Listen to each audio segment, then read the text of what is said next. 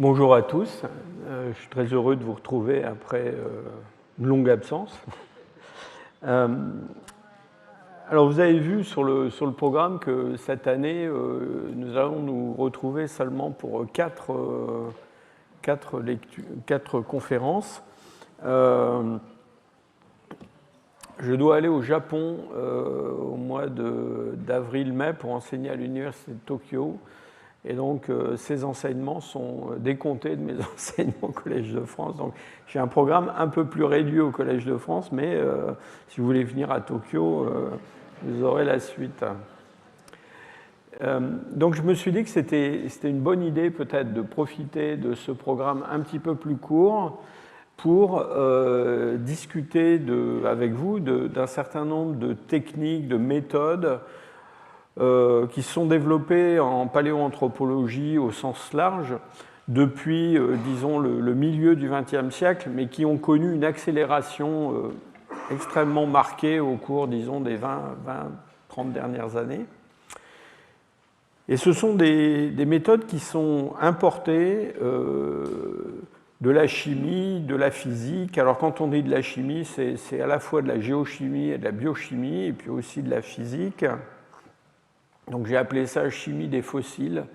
En fait, c'est l'importation de méthodes qui permettent d'étudier la substance même des fossiles. Et c'est quelque chose d'assez paradoxal dans le fond, parce que souvent je vous ai expliqué qu'une des évolutions récentes de la paléoanthropologie, ça avait été le développement de ce qu'on appelle la paléoanthropologie virtuelle, c'est-à-dire travailler sur des avatars digitaux de fossiles, pour ne pas avoir à les toucher, à les manipuler, et puis pour y avoir accès même s'ils sont dans des endroits un petit peu inaccessibles. Et de façon un peu paradoxale, le champ de recherche a évolué aussi dans une autre direction qui consiste, alors là, pour le coup, carrément à prendre un morceau du fossile pour l'analyser. Et ces méthodes permettent d'avoir accès, vous allez le voir, à toute une série d'informations, et pour certaines qui ont vraiment révolutionné la paléanthropologie,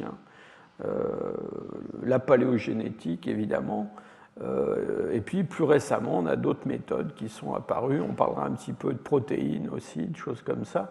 Donc c'est un domaine qui bouge énormément.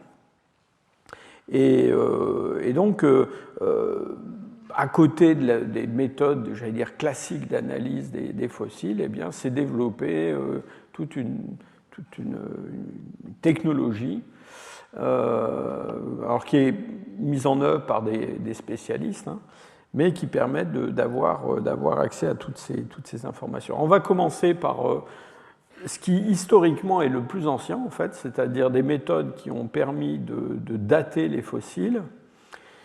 Et ce que je voudrais vous montrer aujourd'hui, alors à travers un survol de toutes ces méthodes, je ne prétends pas vous présenter toutes les méthodes qui existent dans le domaine de la chronologie quaternaire, parce que comme vous le savez, les scientifiques ont une imagination absolument illimitée, donc il y a des tas de méthodes qui apparaissent. Donc on va regarder les principales. Je vais mettre un accent particulier sur certaines, surtout pour vous montrer un petit peu comment tout ça fonctionne, et surtout quelles sont les limitations de ces méthodes-là. Parce que dans le fond, un des problèmes que moi je perçois du développement de toute cette méthodologie, c'est que dans le fond, le public, mais aussi souvent les archéologues ou les paléoanthropologues, sont un petit peu trop, je dirais, impressionnés par ces résultats qui viennent de sciences dures comme la physique ou la chimie. Et alors c'est particulièrement vrai pour les datations.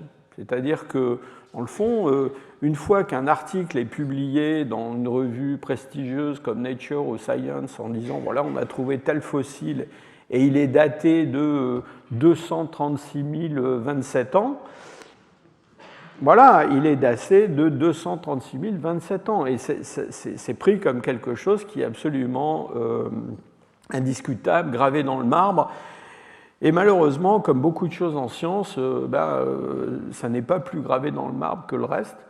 Et donc, c'est pas parce que c'est un résultat chiffré qui vient d'une science qui a toutes les apparences de quelque chose de très exact que c'est forcément à prendre sans critique et sans discussion. Et donc, ces méthodes, elles ont aussi des, comment dire, on va le voir, des domaines d'application qui sont très variables. Mais surtout, et là aussi c'est un point que j'aimerais que vous reteniez de ce cours aujourd'hui, elles ont une fiabilité et une précision qui varient énormément d'une méthode à l'autre. Donc toutes ne se valent pas. Enfin, évidemment, chaque spécialiste pense que sa méthode est sinon la meilleure, en tout cas qu'elle est très très bonne, mais j'espère vous montrer que, disons qu'il y a des méthodes qui sont plus fiables que d'autres. Et donc, encore une fois, ce n'est pas parce qu'un résultat chiffré est publié dans la littérature qu'il est indiscutable. Il est susceptible d'être modifié par d'autres études plus tard. Classiquement, on distingue des datations qu'on va appeler relatives et des datations qu'on va appeler absolues. Alors, qu'est-ce que ça veut dire? Relative, ça veut dire qu'on est capable de dater des objets, des événements, des sites, les uns par rapport aux autres, les mettre dans un certain ordre, et bien évidemment de les insérer dans une chronostratigraphie qu'on connaît, et donc de les situer de façon plus ou moins approximative dans cette chronologie. Les datations absolues ont une ambition de donner une date, un âge calendaire, un âge précis, en chiffres. Donc ce n'est pas tout à fait la même chose, encore que vous allez voir que la frontière entre datation relative et datation absolue, c'est une frontière qui est assez floue, parce qu'il y a des datations relatives qui parfois veulent se présenter comme des datations absolues, et puis des datations absolues qui en fait sont plutôt des datations relatives. Donc la division, elle est un petit peu théorique. Les premiers chercheurs qui se sont intéressés à la préhistoire, à l'évolution de l'homme, pendant le Pléistocène et même avant, étaient des gens qui venaient très généralement de la géologie. Donc, parmi les pères fondateurs de la préhistoire française, donc des gens qui étudiaient vraiment des sites paléolithiques, eh bien, figuraient des personnages comme Édouard Lartet ou Gabriel de Mortillet, dont je vais parler dans un instant, et qui étaient des géologues, donc qui avaient dans la tête des notions de stratigraphie, vous savez, le fameux principe de superposition, c'est-à-dire que dans des conditions normales, quand une couche est en dessous d'une autre, elle est plus ancienne, quand une couche est au-dessus d'une autre, elle est plus récente. Et puis aussi, à l'époque, donc au XIXe siècle, on avait déjà repéré depuis assez longtemps que toutes ces couches géologiques plus ou moins anciennes qu'on savait identifier, dans le fond, elles étaient caractérisées par des faunes et des flores, mais surtout des faunes qui étaient très différentes les unes des autres et que donc on pouvait utiliser cet outil-là pour faire de la chronologie relative. Donc voilà, les dinosaures avaient vécu bien avant le développement des mammifères. Et puis, pendant que vivaient les dinosaures, eh bien, certains organismes, je pense par exemple aux ammonites, donc des mollusques céphalopodes marins, avaient aussi évolué et avaient évolué de façon très très rapide, ce qui permettait dans les terrains, dans les dépôts géologiques, de reconnaître des zones qui se superposaient les unes aux autres. Et on a, dans la géologie du Mésozoïque, donné des dizaines de noms de zones qui correspondent à des espèces particulières d'ammonites qui ont existé pendant un temps très particulier. Donc ces gens-là, dans le fond, ils ont importé ce concept dans l'étude des sites paléolithiques pour essayer de reconnaître une chronologie.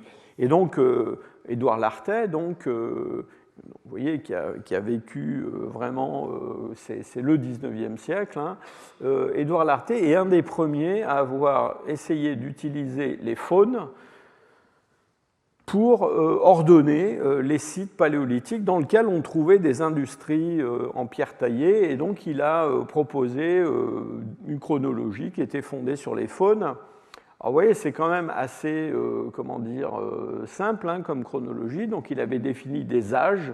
Alors, l'âge du grand ours des cavernes, l'âge du mammouth, l'âge du renne, l'âge de l'auroch. Et par exemple, l'âge du renne, en gros, c'était ce qu'on appellerait aujourd'hui du paléolithique supérieur, hein, la fin du Pléistocène.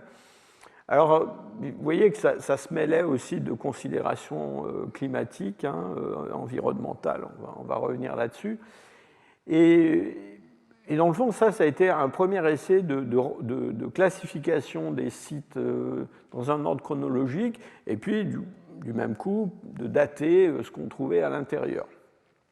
Alors en fait, ce concept a quand même largement échoué, si je peux dire, encore que aujourd'hui, on utilise de la biostratigraphie dans le Pléistocène, et je vais revenir là-dessus, mais au XIXe siècle, à la fin du XIXe siècle en tout cas, c'est dans le fond une autre approche qui l'a emporté. Et c'est l'approche de Gabriel de Mortillier. Gabriel de Mortillier, personnage haut en couleur, député de Saint-Germain-en-Laye. Alors, député, quand même, il n'a pas été réélu. Hein, il était un petit peu extrémiste. Et Gabriel de Mortillier, c'était un ingénieur géologue hein, au départ. Lui a proposé de faire une chronologie qui se fondait non pas sur les faunes qu'on trouvait dans les sites paléolithiques, mais une chronologie fondée sur les industries, les outillages. Parce qu'évidemment, assez vite, on s'est rendu compte que il y avait des bifaces acheléens qui étaient trouvés dans des terrains plus anciens que des assemblages lithiques beaucoup plus évolué. Et vous voyez que, alors, il a quand même essayé aussi en partie, vous voyez dans cette colonne là à droite, d'insérer quand même, vous voyez, il est quand même question, je ne sais pas si vous voyez de votre place, mais il est question de mammouth, il est question de grand ours, de renne. Donc il a quand même essayé d'introduire ces concepts-là, mais essentiellement la chronologie de Mortillier, c'est une chronologie fondée sur, dans le fond, la production d'une culture matérielle par les hommes qui avaient vécu en Europe pendant le Pléistocène et l'Holocène. Et dans le fond, c'est, en tout cas pour ce qui concerne ce qu'on appelle la préhistoire, c'est ce concept-là qui l'a très longtemps emporté. Alors évidemment, avec quand même un petit problème, c'est que, comme c'était un géologue, dans le fond, ce qu'il cherchait dans ces industries lithiques, c'est ce que les paléontologues et les géologues appelaient un fossile directeur, c'est-à-dire un petit peu comme mes ammonites dans les couches géologiques du secondaire, c'est-à-dire un outil qui serait un outil typique d'une période. Par exemple, la pointe de la feuille de laurier solutréenne, par exemple, ou le harpon magdalénien, ou quelque chose comme ça, qui aurait été vraiment comme une ammonite marquant une période chronologique. Alors, évidemment, c'est quand même un concept qui est éminemment discutable, parce que dans la mesure où c'est une production humaine, on peut très bien imaginer qu'un certain type d'outil est disparu dans une région, mais perduré plus longtemps ailleurs, ou même que des populations différentes aient produit le même genre d'outillage, plus ou moins indépendamment, à des périodes différentes. Et de fait, au début du XXe siècle, surtout sous l'influence d'Henri Breuil, qui a été professeur au Collège de France, hein, donc un lointain prédécesseur, on a commencé à regarder ces productions matérielles justement comme l'expression de culture, pour employer un mot avec beaucoup de guillemets, et avec l'idée, et c'était une des idées de Breuil, qu'en fait, à une époque donnée, il avait pu exister des cultures différentes dans différentes régions de l'Ancien Monde, et que donc on ne pouvait pas utiliser ça de façon simple comme canevas chronologique, stratigraphique. Donc ça s'opposait assez fortement à la vision de Mortillet. Et donc au début du XXe siècle, il y a eu tout un tas de débats autour de ces notions-là. Alors aujourd'hui, évidemment, on sait très très bien que certains technocomplexes paléolithiques, là c'est un exemple qui montre le développement du Magdalénien en rose dans une partie de l'Europe, alors que dans une autre partie de l'Europe, on a quelque chose qu'on appelle l'épigravétien, qui est complètement différent et qui se développe en Italie, après que, dans le fond, l'évolution de ces deux zones géographiques ait commencé à être disjointe par l'influence du dernier maximum glaciaire. Alors, plus récemment, on a remis en cause quand même cette notion de culture, c'est-à-dire la notion que ces assemblages lithiques, ça correspondait à une espèce d'ensemble ethno-linguistique de gens, et en particulier avec les données de la paléogénétique, on en reparlera plus tard, on sait très bien qu'il n'y a pas de correspondance simple entre ces ensembles lithiques, enfin ces technocomplexes, et puis des populations qui seraient des vraies populations. Donc voilà, je pense qu'il était important de faire cette introduction parce que, dans le fond, vous voyez constamment dans la littérature que quand on parle d'hominines fossiles, alors surtout pour les périodes récentes, c'est peut-être une facilité de langage, mais très souvent, on va vous parler, je ne sais pas moi, des hommes de l'Aurignacien, comme si l'Aurignacien, c'était un état géologique. Dans le fond, ça, c'est quelque chose qui est un peu hérité de la vision mortilliesque des choses, et ça perdure toujours. Alors revenons à la biostratigraphie, c'est-à-dire à la vision de l'Artais, qui, elle, a continué à faire son chemin. Pourquoi ? Parce que, évidemment, les paléontologues, les gens qui étudient les vertébrés, mais pas que les vertébrés, les mollusques, toutes sortes de créatures vivantes, eh bien, dans le fond, ont affiné de plus en plus leur compréhension des faunes pléistocènes, pliocènes, miocènes. Là, voilà un exemple qui est assez classique, je vais vous en montrer 2 ou 3. Qui est l'exemple des éléphants. Eh bien, les éléphants, on connaît assez bien l'évolution des éléphants. Vous voyez que c'est une évolution assez complexe au cours des derniers 5 millions d'années, avec une partie de cette évolution qui se passe en Afrique, mais avec des sorties vers l'Eurasie et même vers les Amériques. Et on a identifié un certain nombre d'espèces ou de lignées qui ont une durée d'existence, centaines de milliers d'années quand même, mais c'est quelque chose de fort utile quand on a ces restes d'éléphants dans des sites pour savoir à peu près où on tombe. Et vous verrez que justement, en croisant ces données avec d'autres données, on arrive parfois à établir des âges assez précis. Alors on identifie en particulier ces éléphants sur des caractères dentaires. Évidemment, comme toujours, les dents, c'est ce qu'on retrouve le plus. Et ces dents évoluent à partir de schémas avec des tubercules, puis des crêtes de plus en plus resserrées. Ça, c'est vraiment du mammouth récent.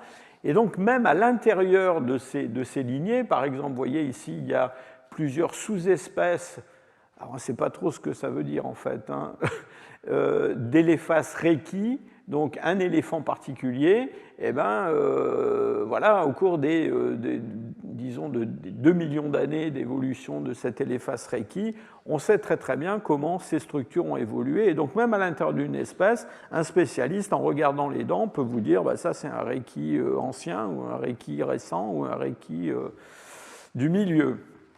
Et donc, on a beaucoup utilisé ça. Un autre exemple, alors là, qui est souvent cité, c'est celui des cochons.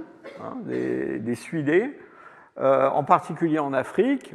Donc on a, pareil, sur les 10 derniers millions d'années, donc on remonte loin, hein, on a une variété d'espèces de cochons.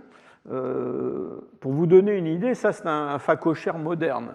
Hein. Je ne sais pas si vous avez vu des phacochères dans des documentaires à la télévision. C'est un animal qu'on n'a pas envie de rencontrer. Mais alors celui-là, là, je pense vous auriez encore moins envie de le rencontrer. Notocherus, c'est un cochon assez prodigieux. Et alors ces cochons, un peu comme mes éléphants, ils ont des structures dentaires qui évoluent quand même très très vite dans le temps. Alors c'est lié en particulier à un phénomène de changement de l'environnement, c'est-à-dire qu'on a un certain nombre d'espèces dans lesquelles on voit se développer des dentures qui sont adaptées à des nourritures abrasives dans des milieux qui sont de plus en plus arides.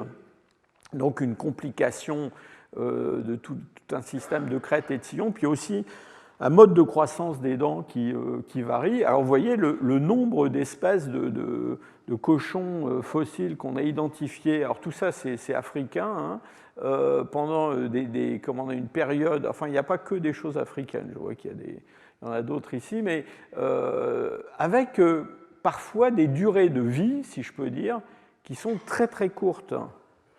Et d'ailleurs, des durées de vie qui sont pour certaines espèces tellement courtes que, en particulier en Afrique de l'Est, même lorsque l'on a des datations dites absolues, on va en parler tout à l'heure, eh bien on se rend compte que parfois la résolution chronologique que l'on obtient avec ces dents de cochon, elle est au moins aussi bonne que les datations radiométriques qu'on peut obtenir d'une autre façon.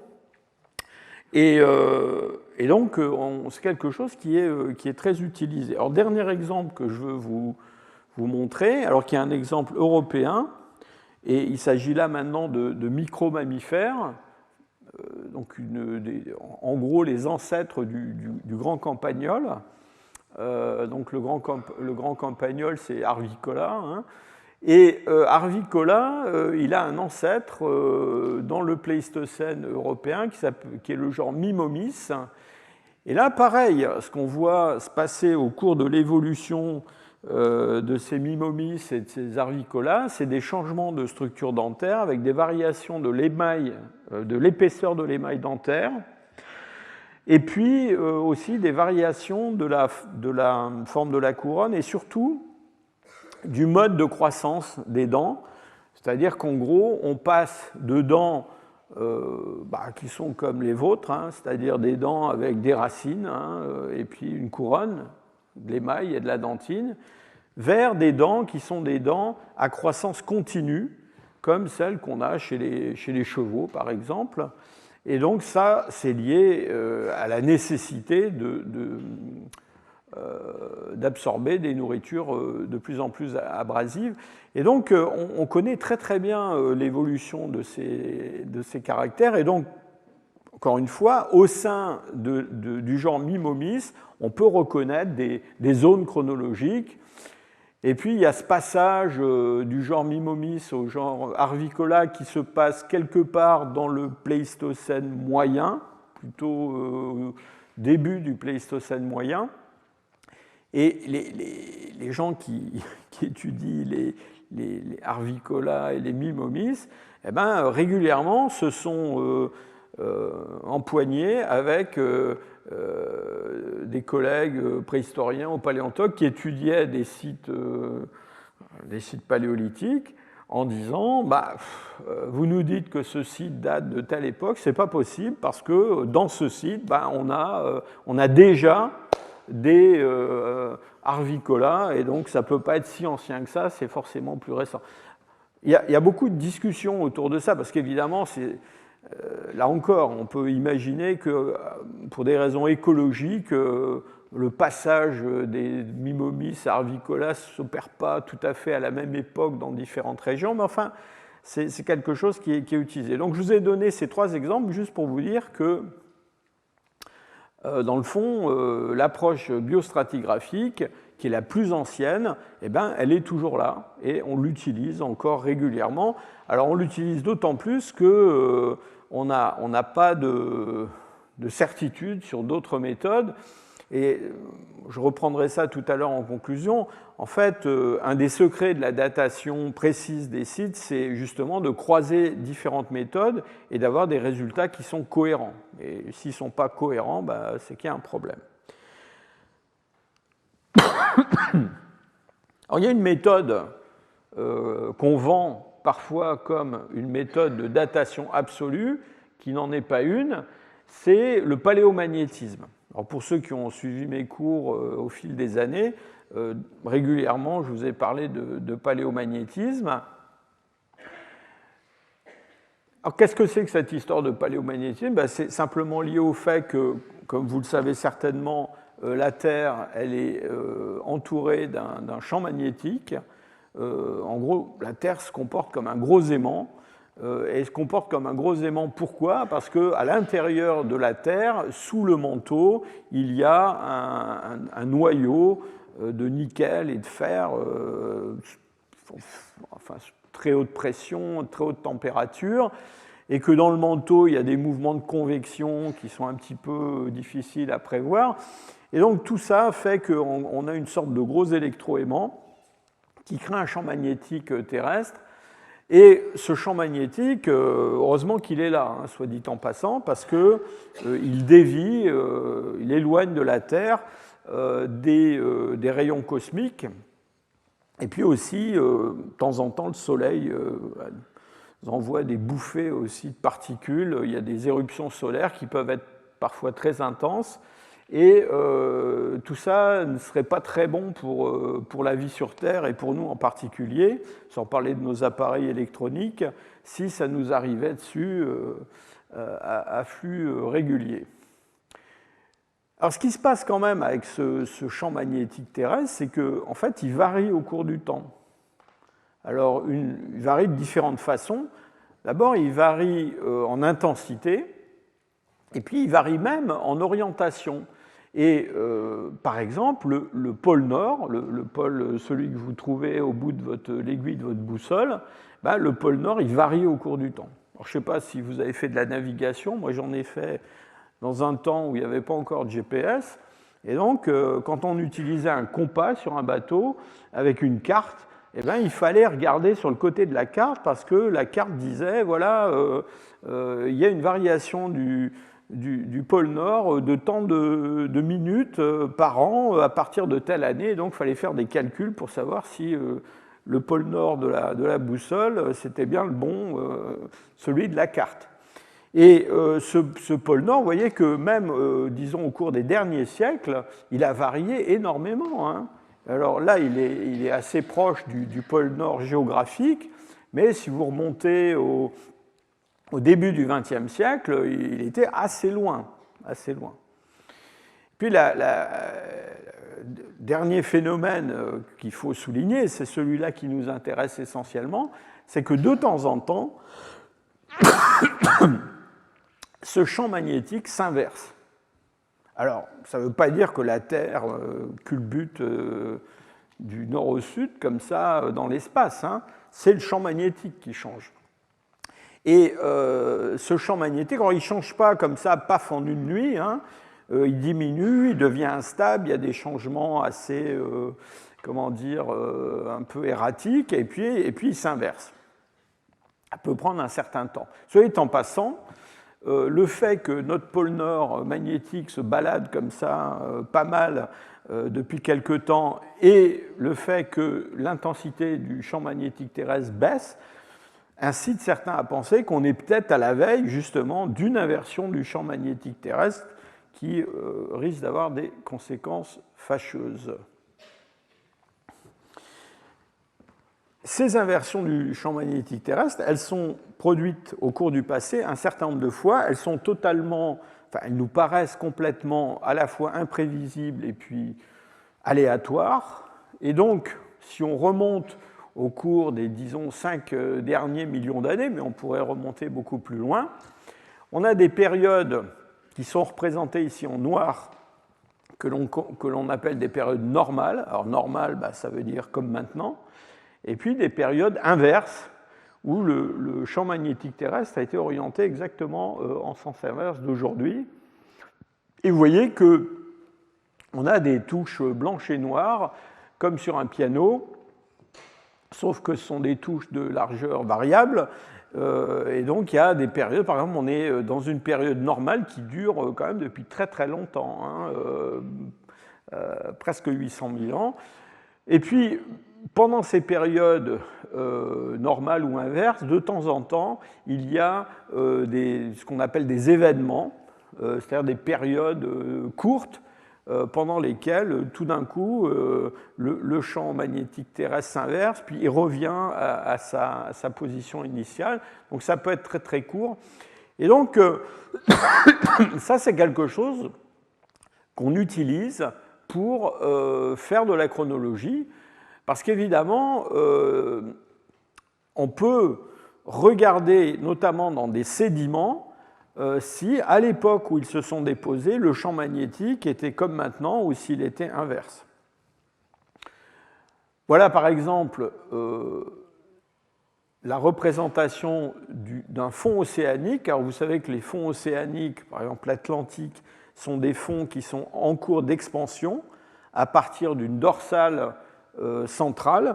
Donc c'est un espèce de tapis roulant de basalte qui, à partir de montées de magma au milieu de cette fissure centrale, repousse le fond océanique et repousse les continents d'ailleurs. C'est pour ça que les Amériques et l'Europe s'éloignent. Et alors, comme il y a des inversions du champ magnétique terrestre, eh bien, quand on va regarder dans ces dépôts océaniques, eh bien, on trouve des bandes symétriques de part et d'autre de la dorsale médio-océanique qui montrent ces inversions du champ magnétique. Alors évidemment, tout ça, ça suppose que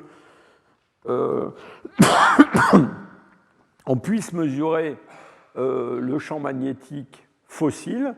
Alors c'est particulièrement, j'allais dire, facile avec ces basaltes sous-marins. Pourquoi ? Parce que le basalte, c'est une lave, et quand cette lave se refroidit, bien dans le fond, les particules qu'elle contient, qui sont susceptibles de s'orienter dans le champ magnétique, et bien, au moment où le basalte se refroidit, ça va fossiliser en quelque sorte le champ magnétique à cette époque-là.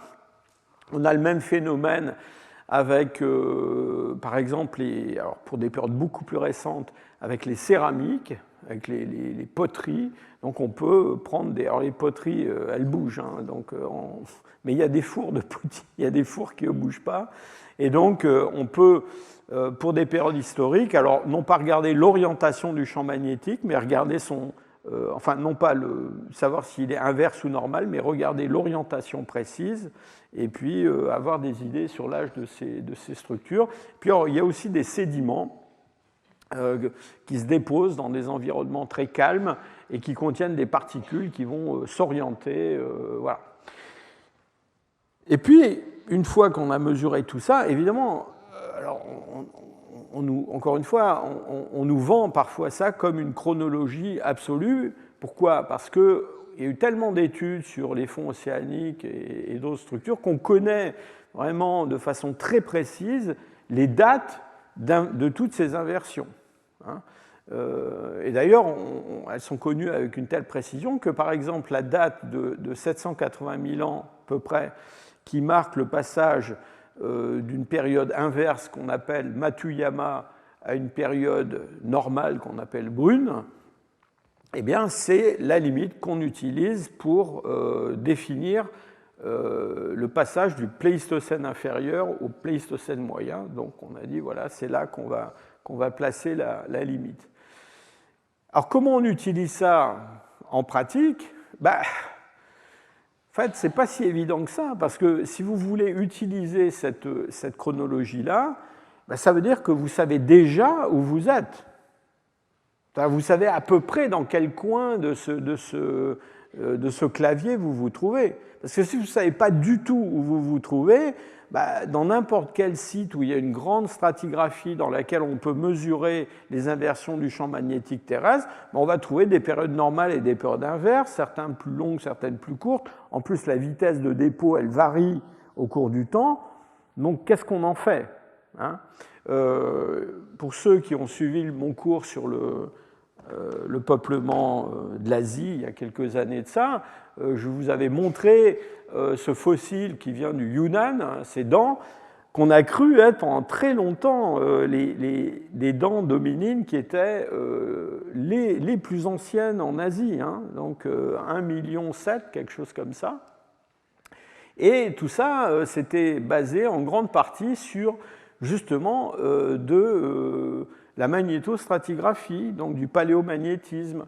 Et on avait cru repérer un certain nombre de ces inversions. Et vous voyez que quelques années plus tard, un autre groupe a repris toutes ces données, a refait une interprétation de ces dépôts, et au lieu d'arriver à un âge autour de 1,7 million, est arrivé à un âge entre 0,6 et 0,5 millions d'années. Donc c'est quand même une différence assez considérable. Et tout ça, évidemment, parce qu'on peut faire glisser, si je peux dire, cette suite de cases blanches et noires le long de la stratigraphie. Alors, bon, je souligne ça tout en quand même vous disant que, encore une fois, si on sait à peu près où on est, c'est extrêmement précieux. Je travaille avec des collègues en ce moment sur un site marocain.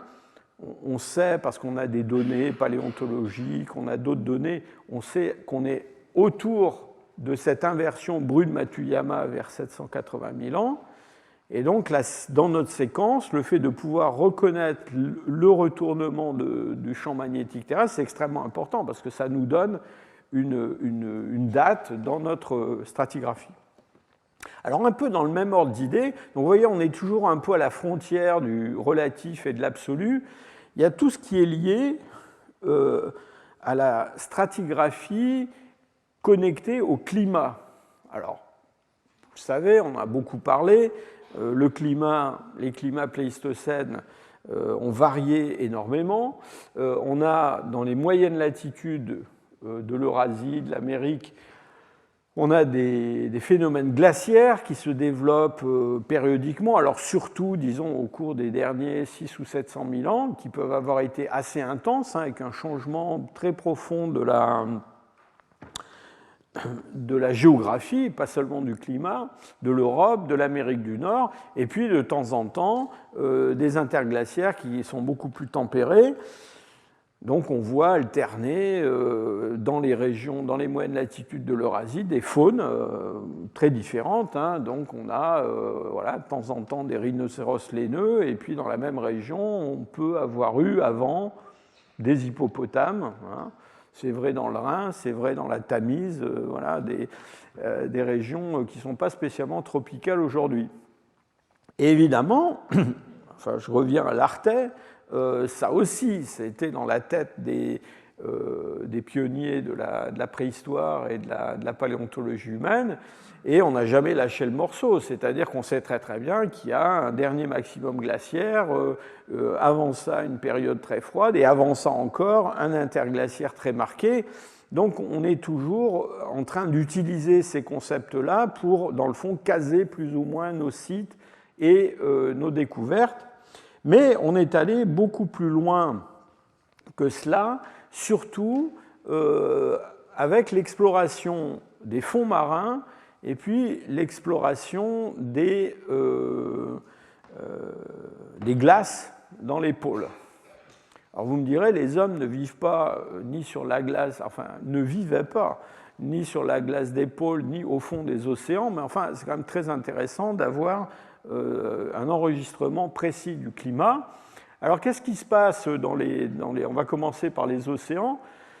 Dans les océans, on a une variation de la composition de l'eau en fonction de la quantité de glace qui est mobilisée dans les pôles. Et cette variation de la composition de l'eau, alors c'est toujours de l'eau, hein, H2O, mais ce qui varie, c'est la proportion des isotopes de l'oxygène dans l'eau.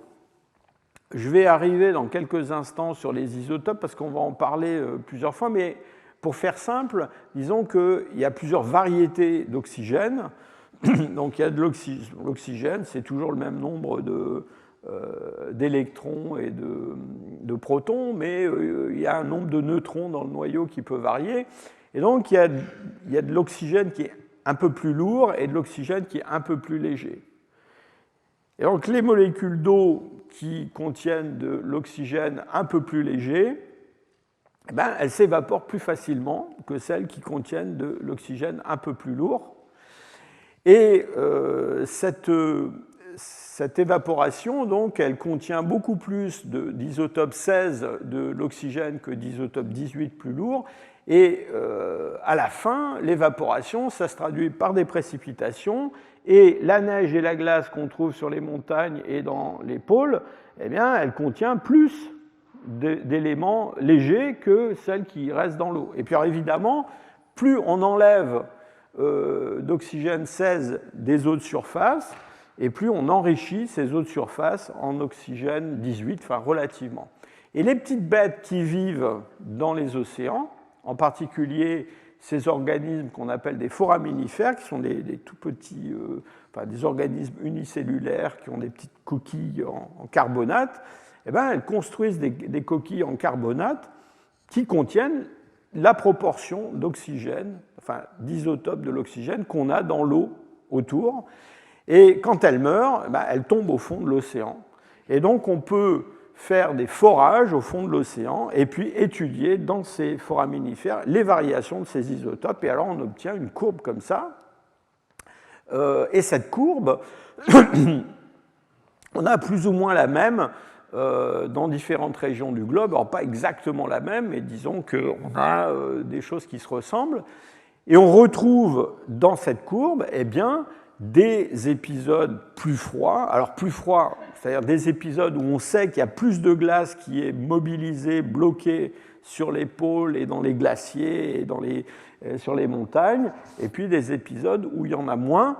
Et donc on a découpé les derniers millions d'années en stades, ce qu'on appelle ça des stades marins isotopiques, qui sont en fait des stades de l'oxygène. Et donc, vous voyez que tout ça a été daté. On a utilisé, alors, pour le coup, on a utilisé des méthodes de datation absolue.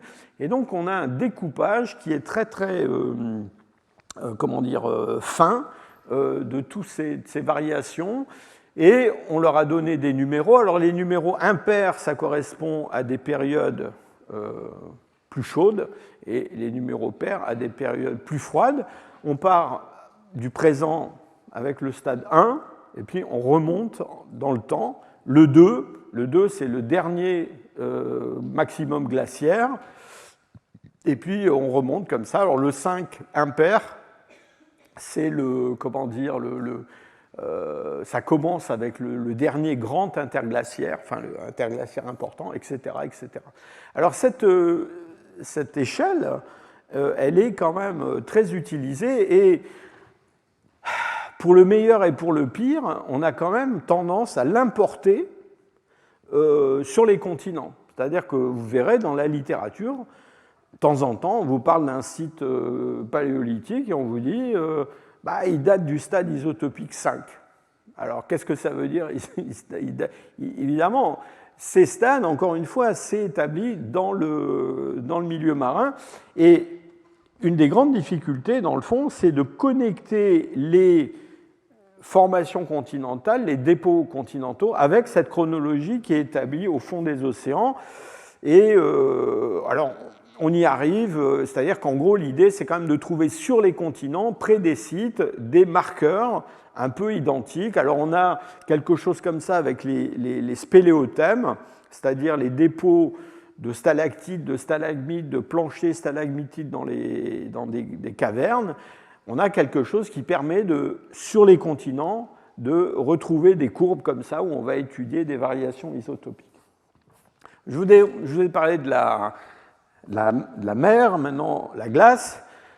Alors la glace, ben, cette eau qui s'est évaporée, qui contient plus d'oxygène 16 que celle qui est restée là, elle neige sur le Groenland, elle neige sur l'Antarctique. Et donc on a des accumulations de glace dans lesquelles on a fait la même chose. On a fait des carottes, on a fait des forages. Enfin, je vous dis ça comme si c'était facile et n'importe quoi, mais je peux vous dire que ça coûte un bras d'aller faire un forage en Antarctique. Donc c'est des projets, souvent des projets internationaux, avec beaucoup de monde, beaucoup d'argent. Et puis on essaie d'aller de plus en plus profond. Et alors ce qui est extraordinaire dans la glace, c'est que, en tout cas au début, quand on va vraiment très profond, ça se complique un petit peu. Mais au début, on arrive à reconnaître les années, c'est-à-dire les hivers et les étés. On voit des bandes qui correspondent à des années. Donc, vous voyez, dans ce bout de carotte de glace, ces petites flèches-là, ça correspond à des années. Et donc, on a, vous voyez, là, je reviens à mon histoire de datation absolue, on peut compter les années, on peut les compter. Et donc, on remonte à un hiver d'une certaine année dans le passé. Et puis, dans cette glace, on peut étudier des tas de choses. Donc, on peut étudier nos isotopes, là, dont je parlais tout à l'heure, ceux de l'oxygène, mais on peut regarder d'autres choses. Pourquoi ? Parce que cette glace, elle a emprisonné des petites bulles de gaz, par exemple. Et dans ces bulles de gaz, on peut mesurer la quantité de CO2, la quantité de méthane, des choses comme ça. Et ça aussi, ça varie énormément avec le climat. Je pense que si vous ne savez pas aujourd'hui que le climat varie avec le CO2, c'est que vraiment, vous vivez sous la glace, quelque part. Et donc, on peut mesurer tout ça et on retrouve ces cycles. Alors, encore une fois, la difficulté, c'est quoi ? C'est que l'homme de Néandertal ne vivait pas en Antarctique ni au Groenland. Donc, on a des courbes et, toujours pareil, il faut connecter ça avec ce qui se passe dans les régions qui nous intéressent. Mais c'est vraiment... ça a été une des grandes avancées de la paléoclimatologie. D'ailleurs, soit dit en passant, les gens qui ont sonné le tocsin, comme Jean Jouzel, sur le réchauffement climatique, regardez la courbe de la quantité de gaz carbonique et de la quantité de méthane. Alors, le méthane, c'est la ligne verte, là. Donc, ce sont des gaz à effet de serre. Donc, vous voyez qu'au cours des derniers 400 000 ans, ça, c'est une carotte en Antarctique. Bon, on a ces fluctuations, mais alors là, depuis un moment, ça déraille complètement. On est en partie vers des valeurs qui sont jamais vues, en tout cas, dans le Pléistocène. Alors, quand on met tout ça bout à bout, on a la chronologie du Pléistocène et un petit peu avant. Donc ça, si vous allez sur Internet, vous trouverez c'est ce genre de tableau. Donc qu'est-ce que vous avez là ? Vous avez donc nos stades isotopiques, donc qui sont des stades marins. On a un petit peu de glace. On a corrélé ça avec les inversions du champ magnétique terrestre. Et puis surtout, on a essayé, dans le fond, de relier les divisions stratigraphiques qu'on avait observées sur les continents, souvent basées d'ailleurs sur des considérations climatiques et ou de la faune, et dans les niveaux marins, et donc d'avoir une espèce de vision globale des choses avec une commission géologique internationale qui discute pour savoir si la limite du Pléistocène moyen, il faut la mettre à 780 000 ou à 775 000 ou à 782 000, etc. Donc il y a des réunions régulières là-dessus.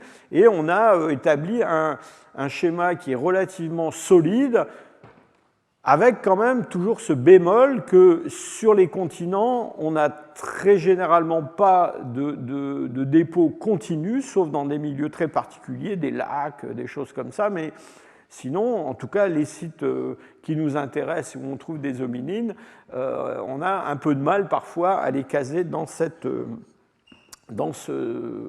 schéma. Alors, le temps tourne, passons à la chronologie absolue. Donc la chronologie absolue, c'est dans le fond, une fois qu'on a établi ce cadre avec des cases, on sait à peu près ce qui est plus vieux que quoi, comment on met des chiffres là-dedans, hein? Et il faut bien quand même comprendre une chose, c'est que pendant très longtemps, on n'avait aucun moyen de mettre des chiffres. C'est-à-dire que longtemps après qu'on ait été capable de commencer à établir une stratigraphie du Pliocène, du Pléistocène, on n'avait aucune idée de l'âge que ça avait. Et je vous montre comme ça, pour la petite histoire, un schéma qui a été publié par un célèbre paléoanthropologue anglais qui s'appelait Sir Arthur Keith, qui est connu pour tout un tas de choses, y compris son implication dans l'histoire de Piltdown. Et ça, c'est tiré d'un bouquin d'Arthur Keith qui date de 1831. Alors 1831, bon, ça fait presque un siècle hein, maintenant, mais on parle, excusez-moi, 1931, qui date de 1931.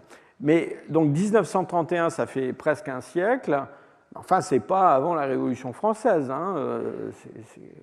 C'est le XXe siècle, c'est un peu avant la guerre.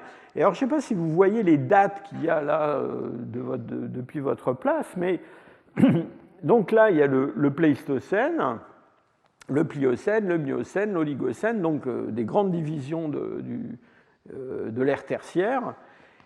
Et là, qu'est-ce qu'on lit à côté de Éocène? 600 000 ans. 600 000 ans. L'Éocène, aujourd'hui, on date le début de l'Éocène à 56 millions d'années. Donc, vous voyez, on est complètement dans un ordre de grandeur complètement différent. Hein? Donc, les gens n'avaient absolument aucune idée de l'âge des dépôts géologiques. Ils pensaient que le Pléistocène, ça avait commencé il y a 200 000 ans. Hein? Donc maintenant, on est à 2,6 millions. Hein, donc, vous voyez, on a carrément multiplié par 10, 12, 15 tous ces chiffres. Hein. Donc, on n'avait absolument aucune idée. Et ça a commencé vraiment à changer, en fait, seulement au milieu du XXe siècle. Et donc, il y a une découverte au milieu du XXe siècle qui a vraiment changer la donne, parce que ça a été la première fois qu'on a vraiment trouvé une méthode physico-chimique pour produire des dates, et bien c'est le début, les tout débuts de l'invention du radiocarbone. Enfin, on n'a pas inventé le radiocarbone, il était là, il existait dans l'atmosphère depuis très longtemps, mais disons qu'on a compris comment on pouvait l'utiliser pour dater des objets, et ça on le doit à un chercheur américain, tout premier plan, qui s'appelait Willard Frank Libby, qui a fait la plus grande partie de sa carrière à l'université de Berkeley. Je crois qu'avant, il était à Chicago.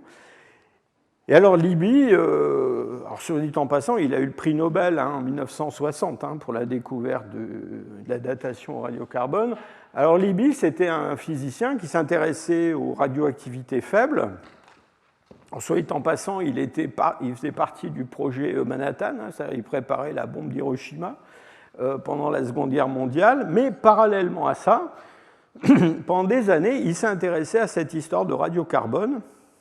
Il a mis très longtemps à publier vraiment la méthode, donc il l'a publié dans Science en 1947, mais ça faisait des années qu'il travaillait sur cette histoire-là. Et donc, voilà, Libby, il a trouvé un moyen de dater, trouver des dates calendaires à propos de... Alors tout ça, ça se fonde toujours sur des histoires d'isotopes, vous n'en êtes pas sortis, je vous préviens. Je vous ai expliqué tout à l'heure que pour chaque élément chimique, on avait ce qu'on appelle un nombre atomique, et ce nombre atomique, c'est le nombre d'électrons et le nombre de protons. Donc les protons, c'est chargé positivement, les électrons, c'est chargé négativement. Un atome, il a le même nombre de protons et le même nombre d'électrons. Mais dans le noyau, il peut y avoir des neutrons en nombre variable. D'accord ? Et ça veut dire quoi ? Ça veut dire que pour un élément chimique particulier, je vous ai déjà parlé de l'oxygène 16 et 18, le carbone, c'est pareil. Et d'ailleurs, c'est pareil pour tout, à peu près. Hein. Et donc le carbone, donc, qui est un nombre atomique de 16, eh ben, il peut avoir 6 neutrons, 7 neutrons, 8 neutrons, enfin il peut avoir plus de neutrons dans son noyau que devrait en avoir. Et donc il y a des variations isotopiques, et ces variations isotopiques se traduisent parfois par l'apparition de certains éléments, enfin certains isotopes qui sont instables, c'est-à-dire qu'ils existent, mais leur vie est comptée et ils vont se désintégrer pour produire autre chose. Et c'est le cas du carbone 14. Alors ce carbone 14, d'abord, où est-ce qu'on le trouve? On le trouve dans l'atmosphère, on va en parler dans une seconde. Je vous dis tout de suite que ce carbone radioactif ne doit pas trop vous inquiéter quand même, hein. C'est-à-dire qu'il y en a un atome pour 1000 milliards d'atomes pas radioactifs. Donc la radioactivité liée au carbone 14 est quand même assez faible. Donc il y en a très très peu, donc on parle, je sais pas, c'est comme si on comparait une goutte d'eau avec, je sais pas, 12 piscines olympiques, hein. Donc il y en a, mais très très peu. Alors d'où est-ce qu'il sort, ce carbone? Eh bien, en fait, au départ, il ne sort pas du tout du carbone normal, il sort de l'azote. Donc dans la haute atmosphère, il y a des rayons cosmiques qui arrivent. Ces rayons cosmiques, ils viennent de l'espace, hein, ils viennent des étoiles qui explosent, les novas, les supernovas, les pulsars, enfin, tout ce qui traîne dans l'espace et qui envoie des particules. Le Soleil, alors le Soleil, de temps en temps, il y a quand même des éruptions solaires, je vous ai dit tout ça très fortes, mais enfin, ce n'est pas la source principale.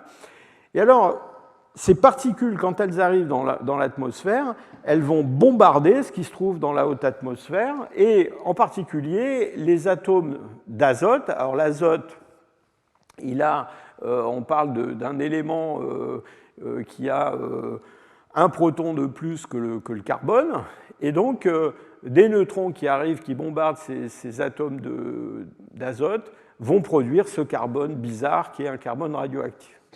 Alors il y en a un tout petit peu, mais il y en a partout, et comme tout le monde respire, les plantes, les animaux, les organismes vivants fixent dans leur tissu la même proportion de carbone 14 que ce qui existe autour d'eux. Ça, tant qu'ils sont vivants. Le jour où ils meurent, ils arrêtent de respirer. Et à ce moment-là, ce taux de carbone 14 qui est contenu dans leur tissu, eh bien, va commencer à diminuer au cours du temps à cause de ce processus de désintégration dont je parlais tout à l'heure. Alors, c'est un phénomène qui est... donc Libby a parfaitement bien compris et utilisé. Et donc, au bout de la chaîne, ce carbone 14, il va redonner de l'azote qui, lui, n'est pas radioactif. Et cette diminution, elle se fait d'une façon qu'on connaît très bien, avec un phénomène qui est le phénomène qu'on appelle de demi-vie, c'est-à-dire que tous les 5730 ans, la quantité de carbone 14 qui est contenue dans un échantillon quelconque a diminué de moitié. D'accord ? Donc voilà, à 11 460, il en reste la moitié de la moitié, etc. etc. Vous voyez qu'au bout de 28 000 ans, déjà, il commence à en rester pas beaucoup. Alors on était parti sur pas grand-chose, mais on arrive à presque rien, hein. Donc tout ça, c'est quand même des quantités très très très très faibles.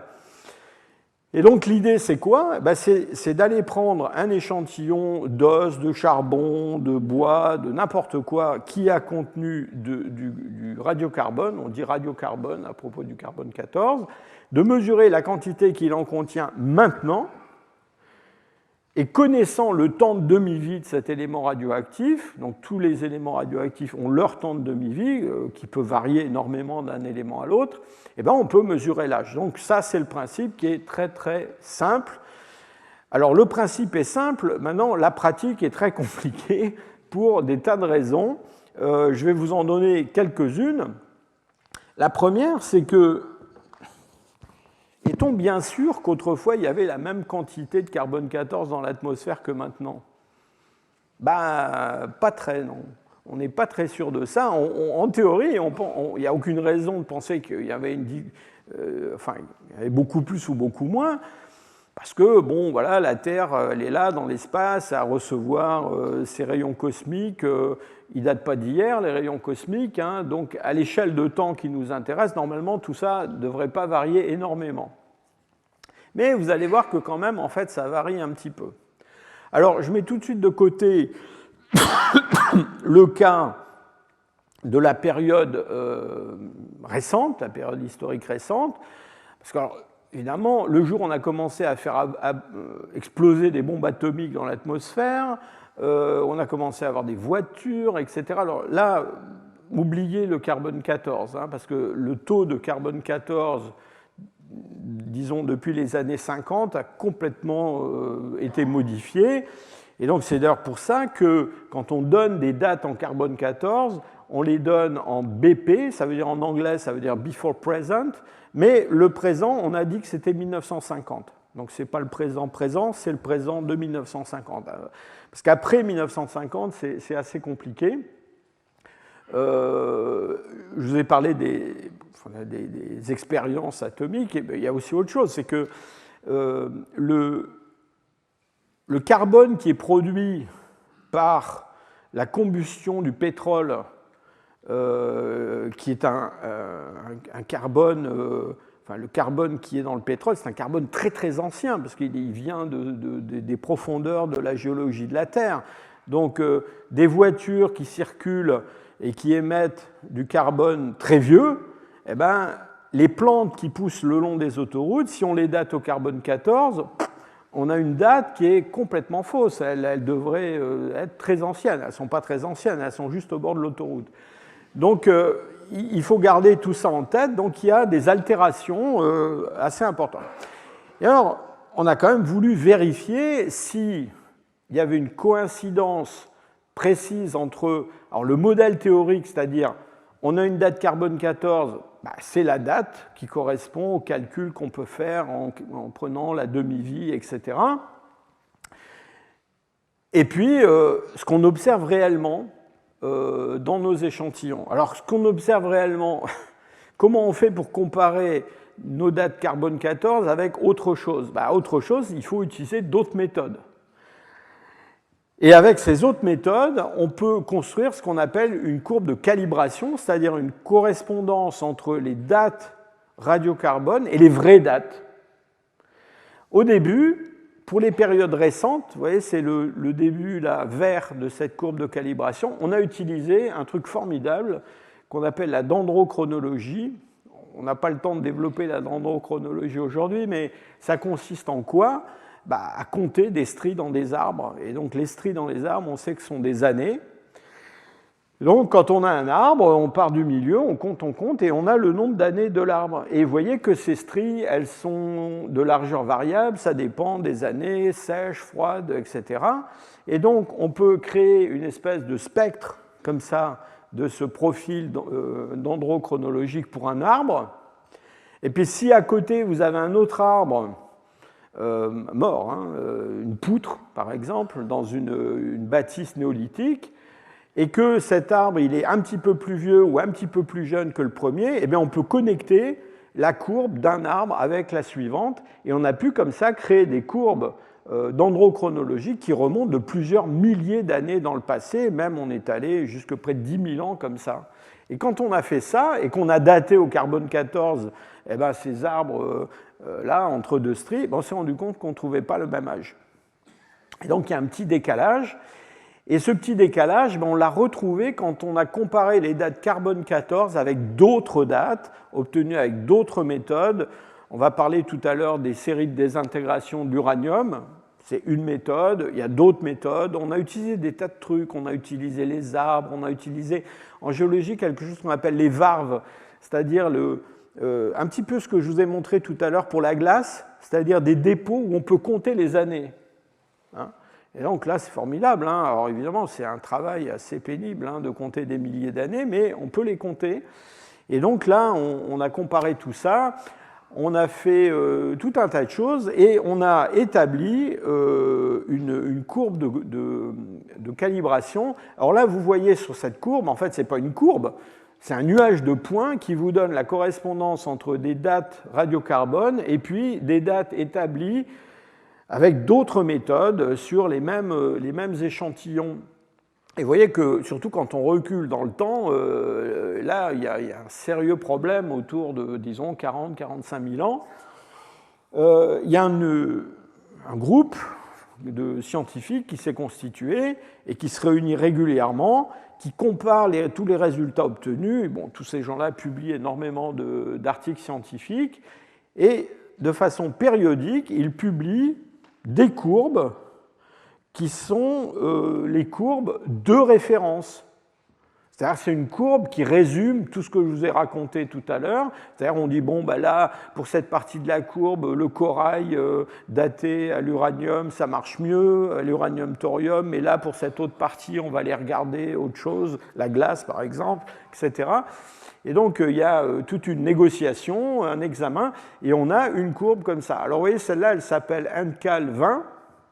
Alors, Inde, c'est international, Cal, c'est calibration, 20, c'est 2020, mais il y en a une qui s'appelle NCAL 13, qui est plus ancienne et qui n'est pas la même, qui a changé un petit peu. J'imagine qu'il va y avoir une 25, une 30, etc. Alors, le carbone 14, moi, quand j'étais jeune chercheur, on me disait, après 40 000 ans, il faut oublier, il n'y en a plus, il n'en reste pratiquement pas, on ne peut pas faire de mesure. Vous voyez que maintenant, on va largement au-delà de 50 000 ans. C'est lié au progrès technique dans la mesure du radiocarbone, et puis c'est lié surtout au problème de la résolution de ce problème de calibration. Alors j'attire votre attention sur un fait, c'est que, vous voyez, quand vous la regardez de loin, cette courbe, bah, elle est sympathique. Enfin bon, évidemment, on aimerait bien qu'elle suive exactement le 1 pour 1. Ce n'est pas le cas, mais dans le fond, on peut vivre avec. C'est-à-dire que quand on a une date radiocarbone, hop, on vient sur la courbe, là, et on a en bas la vraie date. La date qu'on appelle une date calibrée.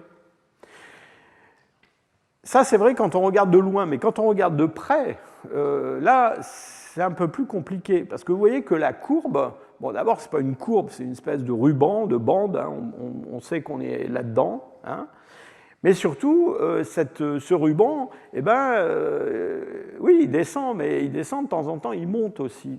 Hein. Et ça veut dire quoi? Ça veut dire que si vous avez une date, alors là, ce sont des dates récentes, hein, vous voyez, on parle de dates qui ont 5000 ans, hein, pas plus, hein, donc on est dans l'âge du bronze. Hein.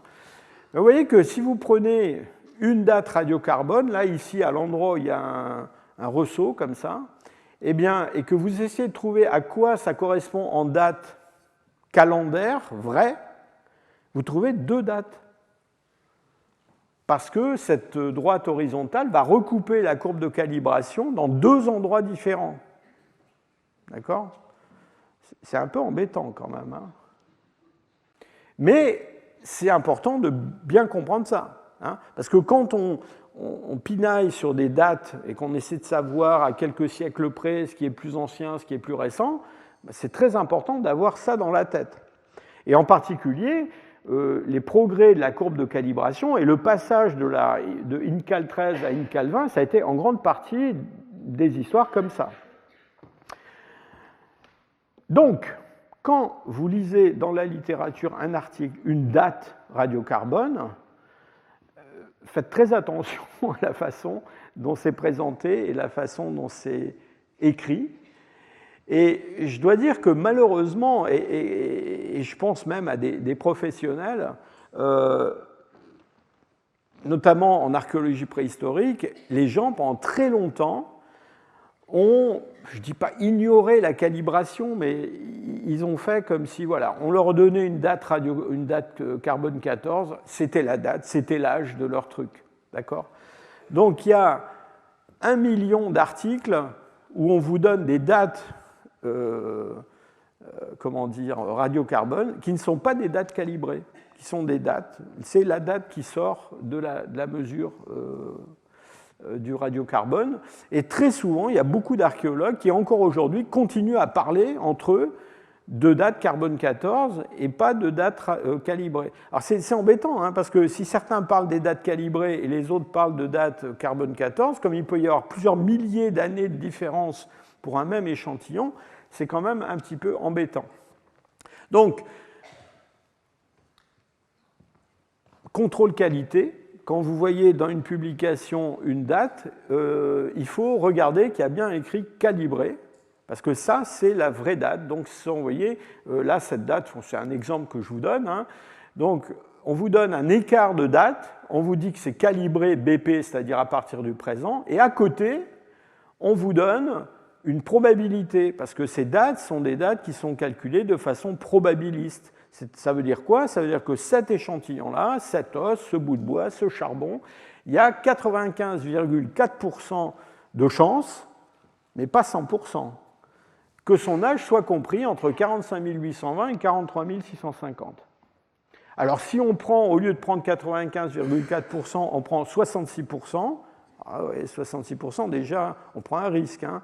Mais 66%, ben, là, l'écart va se réduire, hein, de plus en plus. Donc, retenez une chose, il faut parler en date calibrée, enfin moi c'est ce que je pense, premièrement, parce que maintenant on a une bonne courbe de calibration. Il faut oublier les dates carbone 14 qui ne sont pas des dates calibrées. Et puis, surtout, il faut garder en tête que ce sont des dates probables, avec une grande probabilité, mais des dates probables seulement.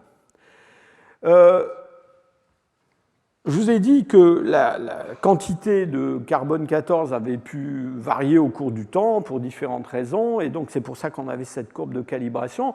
Alors après, s'ajoute à ça le fait qu'il peut y avoir des espèces d'accidents le long de cette courbe. Hein.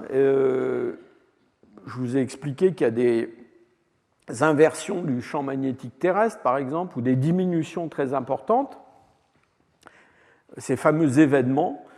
Et qu'est-ce qui se passe quand il y a tout d'un coup plus de champ magnétique terrestre? Eh bien, des rayons cosmiques, là, il y en a plein qui arrivent, et on va avoir une augmentation brutale, rapide, de la quantité de carbone 14 dans l'atmosphère.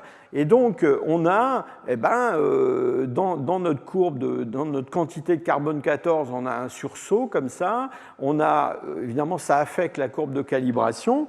Et, par exemple, mon collègue Édouard Barr a publié, il n'y a pas très longtemps, un article pour montrer que autour d'un de ces événements récents, qu'on appelle l'événement de Lachan, alors qui s'est produit justement autour du remplacement Néandertal par Sapiens en Europe, eh bien, quand on est passé de la courbe de calibration, donc là vous avez les âges carbone 14 non calibrés, là vous avez les âges calibrés avec la courbe INCAL 13, et là les âges calibrés avec la nouvelle courbe INCAL 20, vous voyez qu'il y a une espèce de contraction des dates, c'est-à-dire que ce qu'on croyait qui avait duré longtemps dure pas si longtemps que ça en fait. Pourquoi? Parce que la vitesse de l'horloge radiocarbone, pendant un moment qui a duré quand même des siècles, eh ben, sa vitesse a doublé, hein, donc ça change beaucoup de choses. Alors, autre problème qu'il faut garder en tête avec le radiocarbone, c'est le problème de la contamination. Alors la contamination,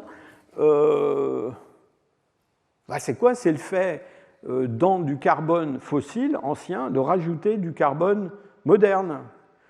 Alors c'est très embêtant parce que je vous expliquais que du radiocarbone, il n'y en a déjà pas beaucoup, qu'en plus il se désintègre, donc au bout d'un moment pratiquement il n'y a plus rien. Alors si vous remettez dedans du carbone moderne, vous gâchez tout évidemment. Et vous gâchez tout très facilement. Hein. Donc l'exemple là que je vous donne, c'est 1 mg de carbone ancien dans lequel on introduit, alors pas volontairement, accidentellement, une pollution de 0,2 mg, c'est-à-dire 2%. Donc si vous rajoutez 2% de carbone moderne dans 1 mg de carbone ancien, Si c'est un échantillon de l'âge du bronze, ça va créer une erreur d'à peu près un siècle. Bon, on peut peut-être vivre avec. Mais vous voyez que si on parle d'un site paléolithique supérieur, disons, de l'Aurignacien, vous introduisez une erreur de 8000 ans. Hein? Donc c'est absolument dramatique. Et donc à cause de ça, on est obligé de faire énormément de, comment dire, de ce qu'on appelle du pré-traitement, c'est-à-dire qu'on essaie de faire des traitements chimiques des échantillons pour être sûr qu'on a éliminé toutes les sources de pollution. Donc on les traite avec des acides, on fait des tas de choses. On a développé au début des années 2020 quelque chose qu'on appelle l'ultrafiltration. Donc, comme son nom l'indique, ça consiste à... Alors c'est utilisé pour le collagène qu'on extrait des os et qu'on date par le radiocarbone. C'est-à-dire qu'on filtre avec des fils très très fins les molécules, et donc on garde que les grosses, et on élimine ce qu'on pense être de la pollution. Soit dit en passant, quand on a commencé à utiliser l'ultrafiltration, on s'est rendu compte que les filtres eux-mêmes polluaient les échantillons. Donc il y a eu un moment un petit peu de panique autour de ça, mais on a résolu ça. J'insiste là-dessus parce que, vous avez vu, pour les périodes anciennes, la pollution, c'est absolument dramatique comme effet sur les dates. Et donc, entre nous, toutes les dates radiocarbone établies, disons, avant 2003, 2000, c'est dans ces eaux-là, vous pouvez les oublier. Pour les périodes anciennes, je ne parle pas des dates, pour le paléolithique supérieur relativement récent, mais les dates très anciennes, les dates pour l'Aurignacien, les industries de transition, etc., en gros, presque toutes les dates sont entachées en fait, d'une erreur qui est liée au fait qu'on n'utilisait pas encore l'ultrafiltration. Alors on utilise une autre méthode depuis un moment aussi, qui est un progrès, mais qui présente quelques difficultés, c'est le fait de dire, au lieu d'extraire par exemple d'un os de la matière organique dont on pense que c'est du collagène, on peut vérifier si c'est vraiment du collagène en mesurant le rapport entre le carbone et l'azote là-dedans, on va extraire un acide aminé particulier, et on va prendre un acide aminé qui est un acide aminé essentiel, c'est-à-dire un acide aminé dont on sait qu'il est fabriqué par l'organisme du mammifère dont c'est l'os. Alors là, normalement, on est sûr qu'on n'est pas en train de prendre du carbone d'un champignon ou d'une araignée ou je ne sais pas quoi, mais du cheval, du bison ou de l'homme qui vivait à cette époque-là. Mais alors, vous voyez, on fait ça avec un acide aminé qu'on appelle l'hydroxyproline. Alors le problème de ça, c'est que, du coup, on se retrouve avec pas beaucoup de matériaux, évidemment, puisqu'on prend un seul acide aminé sur plein d'acides aminés qui composent les protéines. Et donc, au début, quand cette méthode a été utilisée, il fallait prendre des sacrés bouts d'os pour arriver à produire une date. C'est une date qui était très, très fiable, mais le problème, c'est qu'on avait mangé une bonne partie du fossile pour le dater. Alors ça s'est beaucoup amélioré et on a, alors ça c'est quelque chose qui s'est opéré un petit peu dans tous les domaines du radiocarbone et d'autres études, d'autres mesures isotopiques, c'est que les progrès techniques ont permis de réduire constamment la taille des échantillons qu'on prend. Autrefois on prenait 500 mg d'os pour faire une datation radiocarbone. Alors quand vous disiez à un conservateur de musée on va prendre 500 mg sur votre crâne, je disais 500 mg, enfin ça c'était avant qu'il voit ce que c'était 500 mg, 500 mg c'était un bout quand même, c'est un morceau comme ça.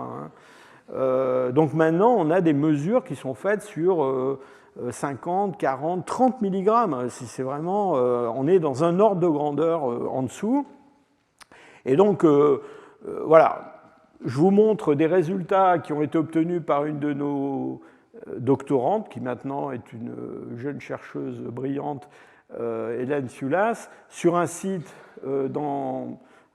cette grotte de Bachokiro en Bulgarie, où on a les premiers Homo sapiens qui arrivent en Europe au Paléolithique supérieur initial. Vous voyez, on a réussi, pour des périodes qui sont quand même à 45 000 ans, c'est-à-dire aux limites d'application de la méthode du radiocarbone, d'avoir des dizaines de dates avec des incertitudes de quelques siècles seulement. Moi, je trouve ça absolument extraordinaire. On fait ça avec un accélérateur de masse qui est un appareil. Alors, les appareils qui servent à mesurer le radiocarbone, les accélérateurs de masse, ceux qu'on a utilisés pendant très longtemps, ils ne rentraient pas là dans cet amphithéâtre. Hein. C'était un truc absolument, il fallait construire un bâtiment autour de l'appareil.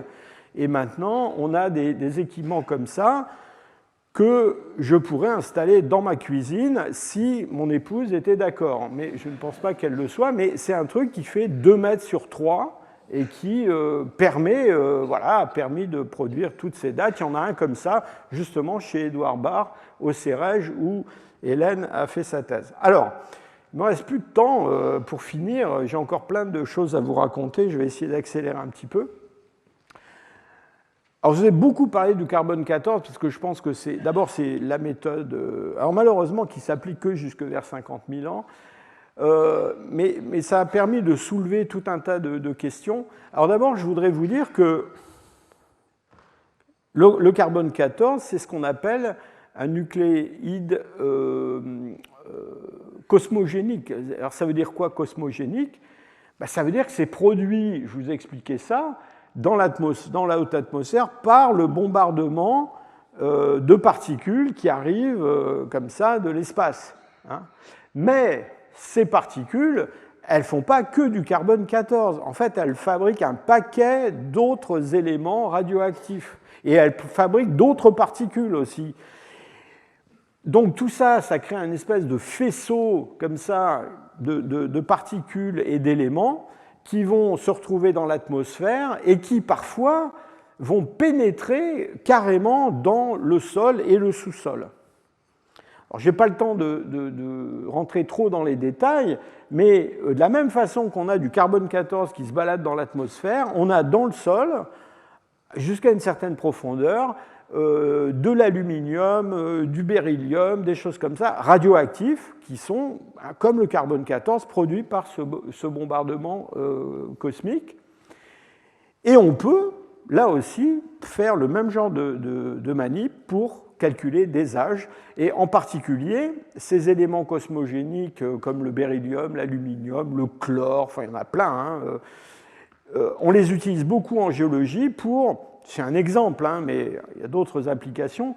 Par exemple, étudier le retrait des glaciers à la fin du Quaternaire. Pourquoi ? Parce que quand vous avez 4000 mètres de glace, ces éléments-là, ils n'arrivent pas jusqu'au substrat, mais quand le glacier va se retirer, la surface elle va être exposée à ce bombardement d'éléments.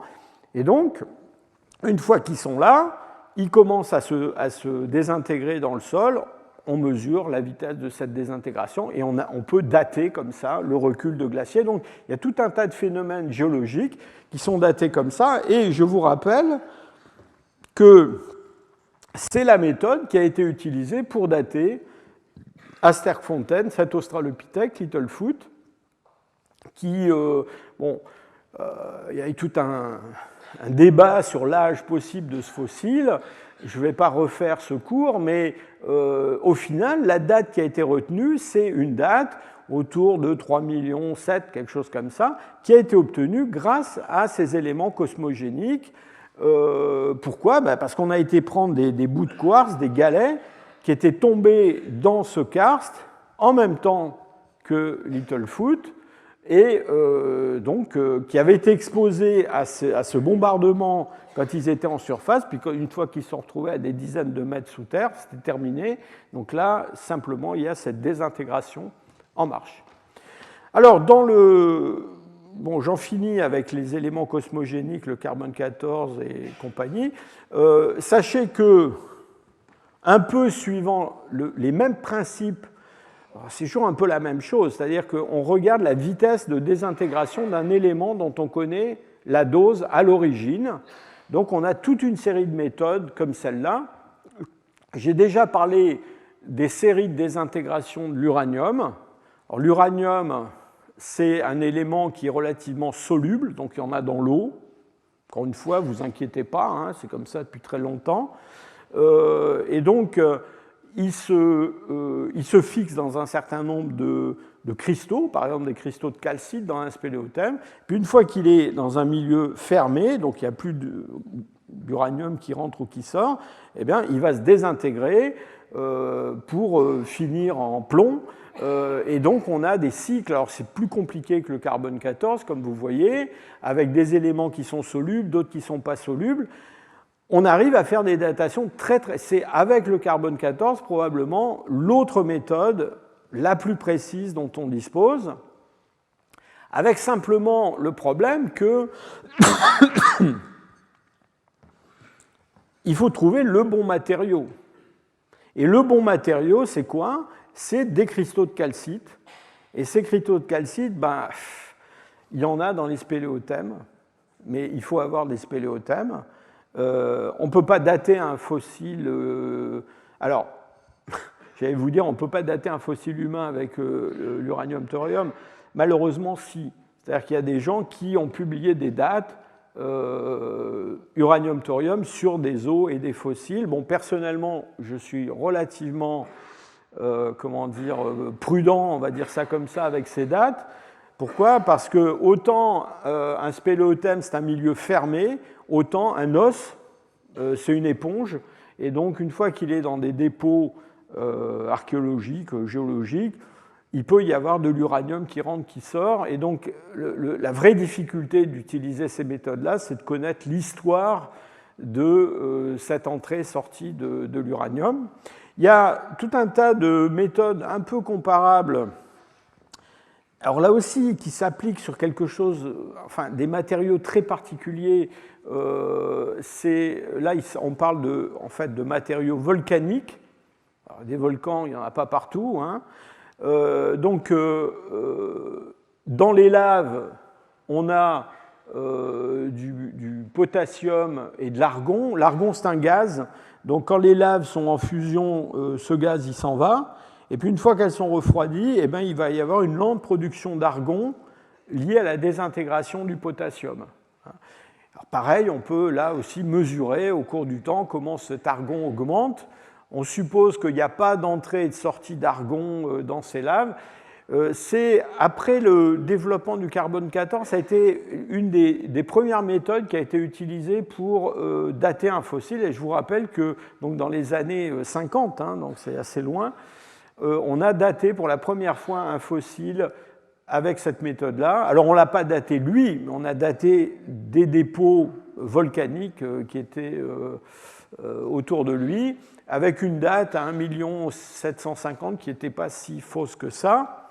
Toujours dans des dépôts volcaniques, on a ce qu'on appelle les traces de fission. Alors qu'est-ce que c'est ces traces de fission? Dans certains cristaux comme le zircon, on a des petites fissures qui se produisent, qui sont liées à la désintégration de l'uranium radioactif, hein, de l'uranium 238, qui crée des petites fissures à chaque fois qu'il y a une désintégration. Et donc, on part du principe qu'au départ, il n'y en a pas, et puis on met ça sous un microscope électronique et on les compte, et on arrive à une date qui est aussi une date assez précise. Alors, voyez, toutes ces méthodes, le problème, c'est qu'elles s'appliquent qu'à des matériaux très particuliers, qui sont beaucoup moins fréquents dans les sites qui nous intéressent qu'un os de cheval, hein, où on va pouvoir utiliser le carbone 14. Alors, toujours pour rester dans les volcans,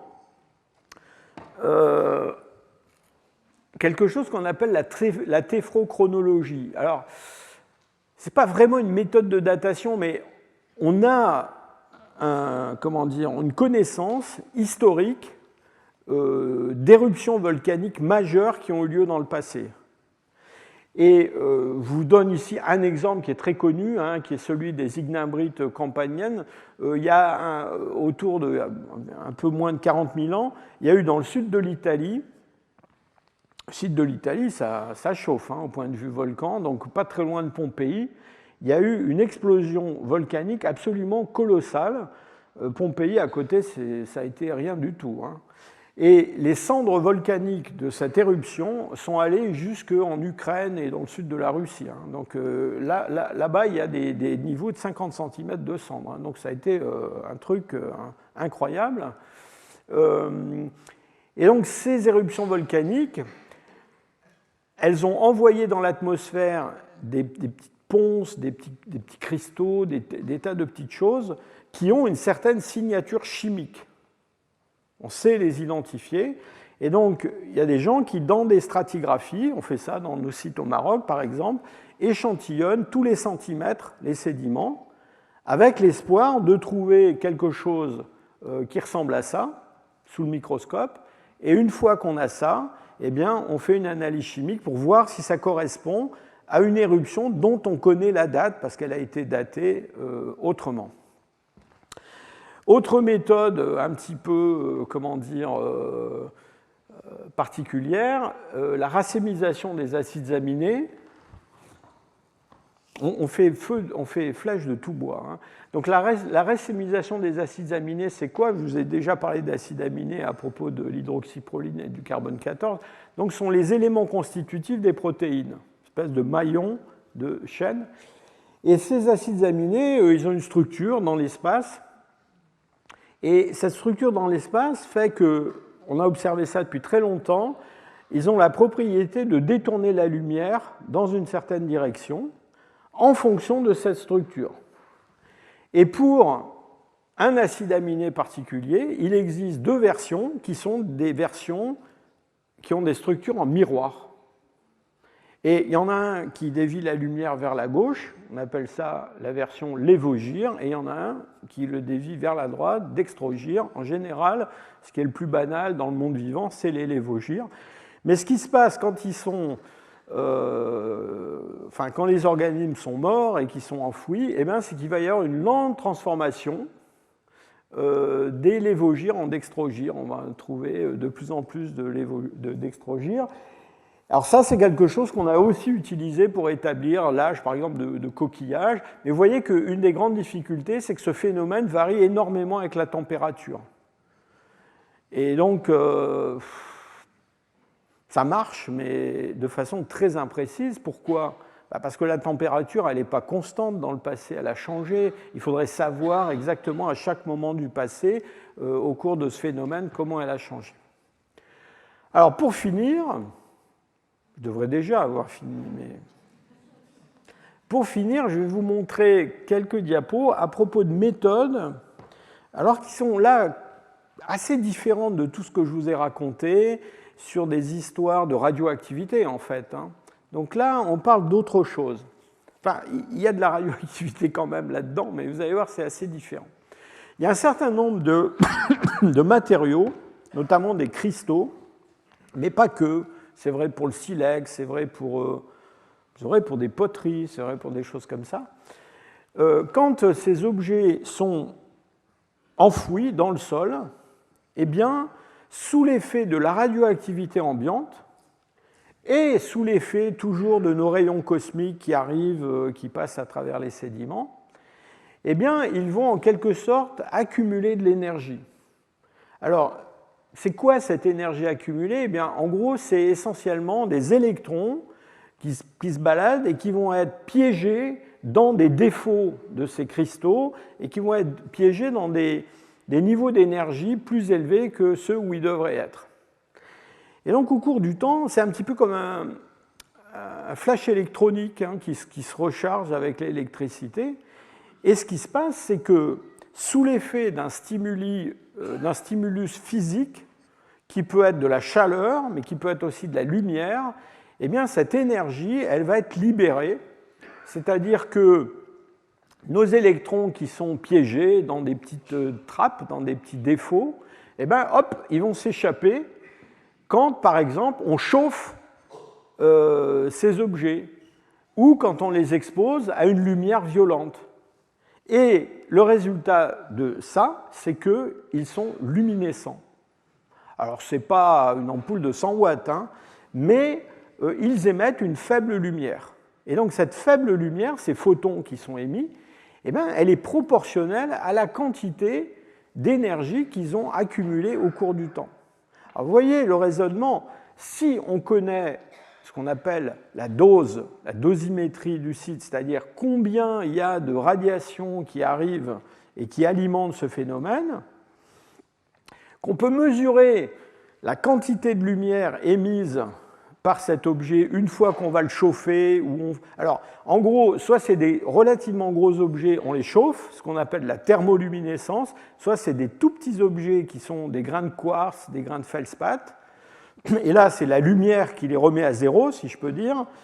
Eh bien, donc si on mesure cette quantité de lumière produite, et qu'ensuite on reprend le même objet et puis on lui inflige, si je peux dire, une dose connue et qu'on remesure la luminescence émise, par une règle de 3, on peut mesurer son âge. Alors bon, c'est un peu compliqué, mais ça marche pas mal.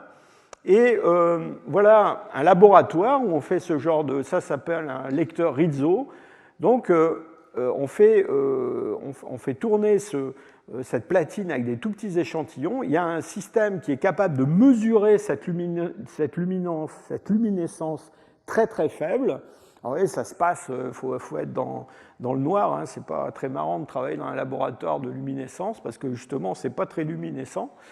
Et donc, en gros, on a des méthodes qui sont, je vous l'ai dit, orientées thermoluminescence avec les silex, les céramiques, les choses comme ça, et puis des méthodes qui sont ce qu'on appelle de la luminescence optiquement stimulée, qui est liée à qui met en jeu cette exposition à la lumière. Alors, typiquement, c'est des dépôts de sable, hein, donc des dunes par exemple.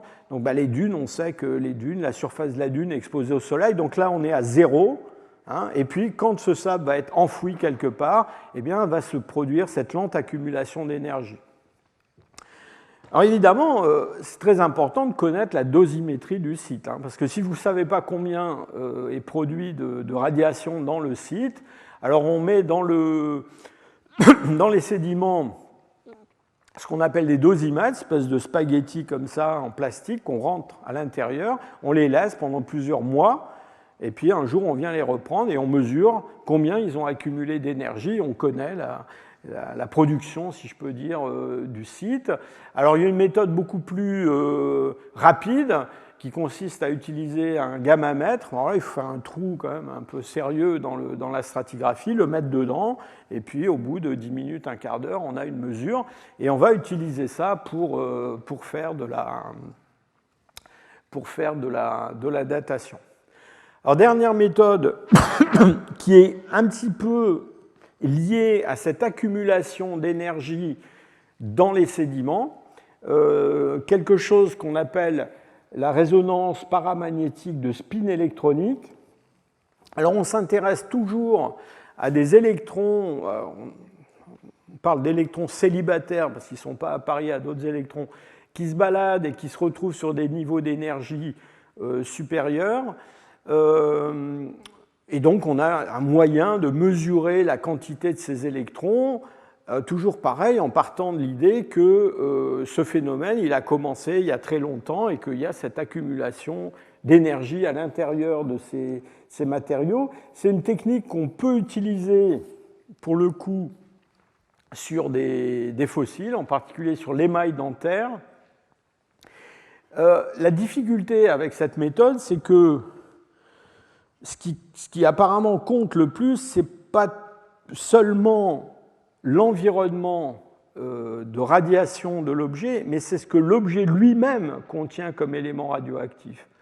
Et notamment, on revient toujours à ça, cette histoire d'uranium qui se promène, qui est soluble, qui peut rentrer dans les eaux, sortir des eaux. Et donc, une des difficultés de cette méthode, c'est qu'il faut faire des hypothèses sur la vitesse à laquelle cet uranium il est rentré. Est-ce qu'il était là au départ? Est-ce qu'il est arrivé en cours de route? Et très souvent, d'ailleurs, les dates qui sont produites avec ce genre de méthode sont des dates qui sont couplées à des mesures de l'uranium-thorium dont je parlais tout à l'heure, et on essaie d'affiner la précision de l'ESR en utilisant ces deux âges.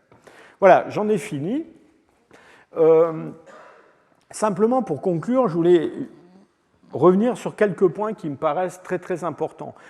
D'abord, vous avez compris, j'espère que, en fait, bon, alors le carbone 14, ça s'applique sur les charbons, les matières organiques, les eaux, donc c'est formidable parce que c'est quand même ça qu'on étudie. Hein.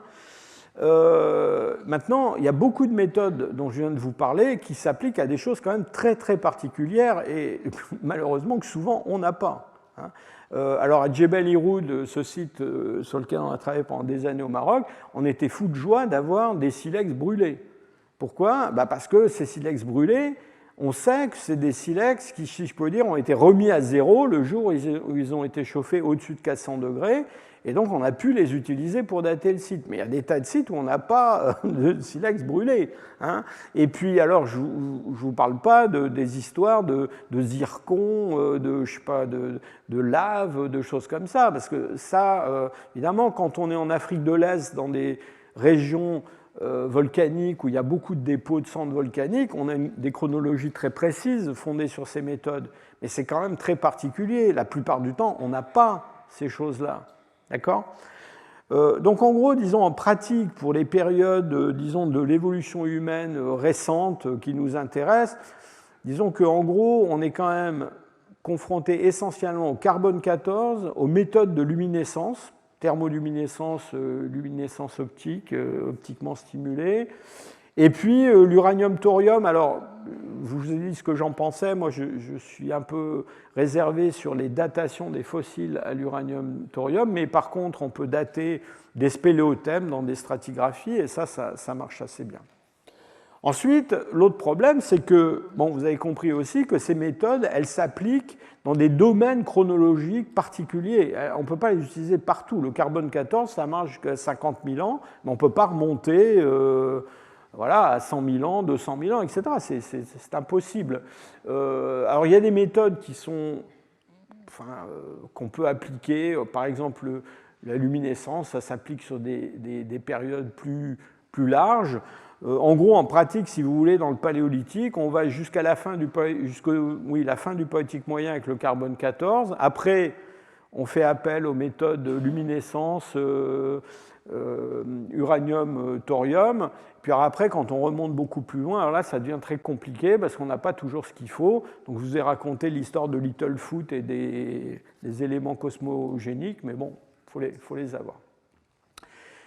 Un autre point sur lequel je voudrais insister pour finir, c'est qu'il faut bien faire la différence entre dater un fossile et dater son contexte. Ce n'est pas du tout la même chose. C'est-à-dire quand vous datez directement au radiocarbone un bout d'os, surtout avec les méthodes dont on dispose aujourd'hui, c'est l'âge du bout d'os. D'accord ? Quand vous datez par luminescence un dépôt géologique dans lequel il y a un os, ou une dent, vous datez le dépôt, vous ne datez pas la dent. Et il y a des tas de circonstances où des objets se baladent dans la stratigraphie d'un gisement. Et donc, ce n'est pas parce qu'on trouve une dent dans une couche géologique qu'elle a le même âge que cette couche géologique. Voilà. Enfin, ça peut paraître un peu excessif ce que je vous dis là, mais c'est malheureusement souvent le cas. On connaît des tas de scénarios d'objets qui sont anciens, qui sont redéposés dans des dépôts plus récents, ou des objets récents qui pénètrent dans des niveaux plus anciens, surtout quand il s'agit de tout petits objets. Ensuite, la fiabilité et la précision. J'espère que vous avez compris à demi-mot quand même que toutes ces méthodes n'ont pas la même fiabilité et la même précision. Donc on a avec le radiocarbone des dates qui peuvent être très précises maintenant. Avec les méthodes luminescence, déjà l'incertitude augmente, mais c'est relativement fiable, mais on a souvent une incertitude plus grande. Puis alors après, à l'autre extrémité du spectre, il y a voilà, l'ESR. Bon, je ne veux pas cracher dans la soupe. On est content d'avoir des dates ESR, mais il faut savoir quand même que de temps en temps, on a des dates dont on ne comprend pas très bien ce qu'elles veulent dire. Et ça, c'est sûrement lié justement à l'histoire du site, de sa formation, de la circulation de produits radioactifs à l'intérieur du site. Donc voilà, ce n'est pas parce qu'une date elle est publiée dans un journal avec une apparente précision et même une incertitude à côté, qu'elle est forcément complètement fiable, et surtout, toutes les dates et toutes les méthodes ne se valent pas. Et donc c'est pour ça qu'il est très important quand on date des objets, quand on date des sites, et bien dans le fond, de croiser différentes méthodes. Quand on a des données paléontologiques, du paléomagnétisme, plus une ou deux méthodes de datation entre guillemets absolue qui donnent des résultats cohérents, ben on est quand même en bien meilleure position que quand on a une méthode qui a été appliquée sur un objet dont on ne sait pas très bien d'où il vient, et en plus une méthode qui est peu fiable et peu précise. Ça sera le mot de la fin. Merci.